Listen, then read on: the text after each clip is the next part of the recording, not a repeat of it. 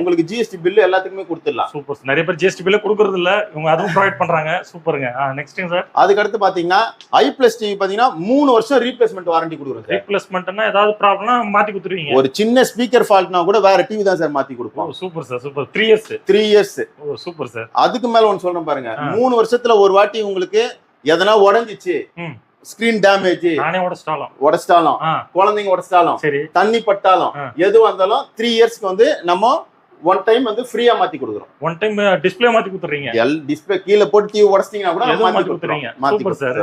இது சூப்பரான ஆப்ஷனா இருக்கு.